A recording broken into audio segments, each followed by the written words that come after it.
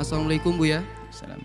Saya ingin bertanya Buya, bagaimana hukumnya jika warga semangat membangun masjid, tapi setelah masjid itu sudah terbentuk, sedikit sekali warga yang sholat berjamaah, bahkan tidak ada.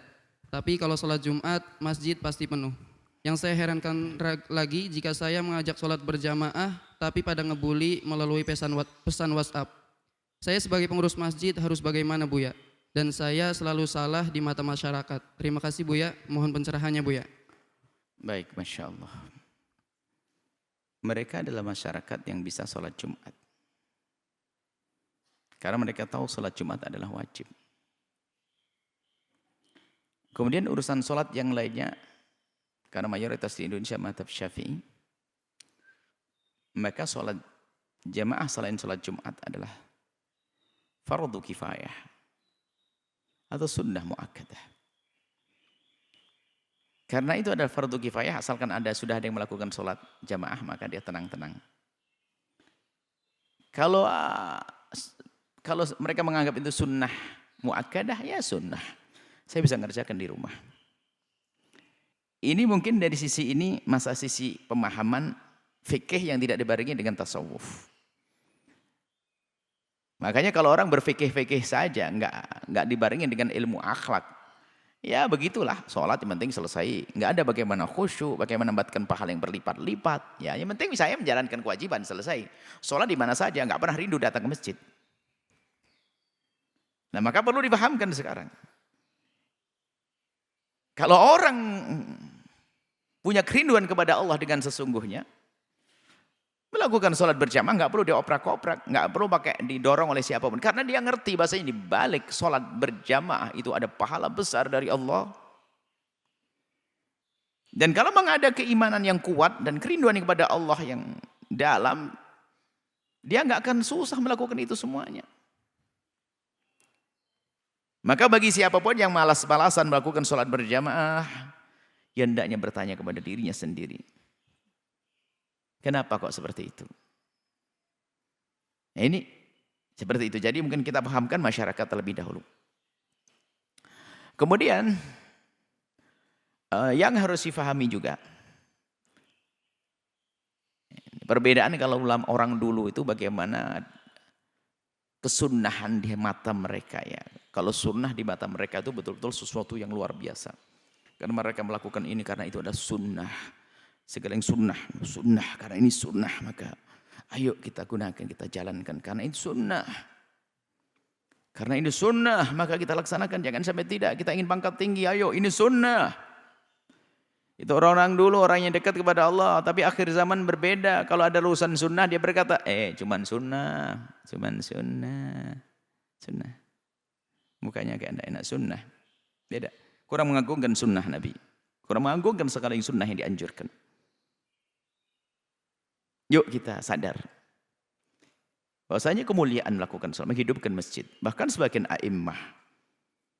Seperti mazhab Imam Ahmad ibn Hanbal mengatakan sholat jamaah adalah sebuah keharusan. Berbeda di antara mereka, ada yang mengatakan syarat sihah, ada yang mengatakan syarat wujub. Syarat sihah, kalau tidak ada sampai sebagian mengatakan sampai tidak sah.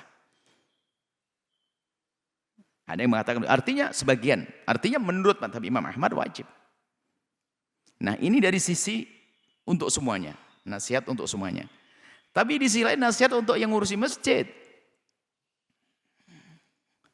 Karena itu sunnah, karena buktinya itu hari Jumat mereka datang. Berarti selain hari Jumat itu kurang menarik. Apakah yang kurang menarik? Anda orangnya bikin kesel barangkali. Ngajaknya kurang adab atau sok bermacam-macam. Nggak pakai adab, nggak pakai tata krama, nggak pakai cara. Sehingga orang jadi menurut Anda ngebully Anda. Baik, ini nasihat kan buat semuanya kan. Anda berani bertanya, berani dinasihati dong. Artinya jadikanlah bagaimana masjid itu indah. Gimana orang senang perilaku Anda, akhlak Anda. Anda kalau gedor-gedor pintu, bersolat, nggak sholat, masuk neraka, nah, Anda tidak menarik bagi Anda. Atau dengan cara yang kurang menarik, Anda harus. Dalam bahasa lain, orang cerdas itu jika ada orang yang belum memenuhi seruannya, maka dia tidak menyalahkan orang lain, tapi dia selalu koreksi dirinya. Apa yang kurang? Kenapa kok dia tidak tertarik dengan omonganku? Kenapa dia belum mengikuti aku? Begitu. Jadi hendaknya Anda mulai berbenah dong. Anda bikin program yang menarik di masjid tersebut. Masa satu kampung ngebully Anda semuanya ini? Apakah mereka jelek semuanya kan? Apakah bukan kebalikannya? Jadi maksudnya Anda koreksi diri. Jadi Pak, kami himbau kepada pengurus masjid itu yang cantik, yang indah. Maksudnya perilaku yang lembut, perlakuannya punya daya tarik. Di samping masjid harus kita rapikan, jam sholatnya yang tertib. Ada ini gara-gara pengurus masjid. Adzan jam 12, sholatnya jam setengah 2. Siapa mau sholat ke situ? Orang punya kerjaan sampai di masjid nunggu imamnya belum datang 1 jam. Allah, 1 jam qomatnya nanti mana? Belum ada. Imamnya tidak tahu ada di mana. Maka kami himbau pengurus masjid harus disiplin. Harus ada waktu yang jelas sehingga orang mau datang itu yakin bahasanya tidak banyak waktu yang tersita. Setelah adzan 10 menit, oke. Setelah adzan yang pasti sampai ke masjid masih ada. Baca sholawat sampai setengah jam, 1 jam. Ini kan nggak benar nih ngurus masjid begini nih. Jadi kami kalau diamati masjid tidak ramai banyak karena pengurusnya. Pengurusnya tidak indah, pengurusnya tidak disiplin. Tepat waktu. Orang kan punya kerjaan di kantor-kantor misalnya. Ini di kota. Jam 12 berhenti. Waktu istirahat sampai jam 1. Jadi kan biasa istirahat terus sekalian sholat. Ke masjid. Masjidnya jam 1 pun belum qomat. Khutbah Jumatnya panjangnya sampai keluar dari jam 1. Akhirnya dimarahi sama bosnya. Ini nggak bener ini. Jadi pengurus masjid harus ada ilmunya dong, fikihnya dong. Jangan asal ngurusi masjid saja, mentang-mentang yang membangun masjid lalu ngurusi masjid semaunya sendiri nggak pakai ilmu, ngaco.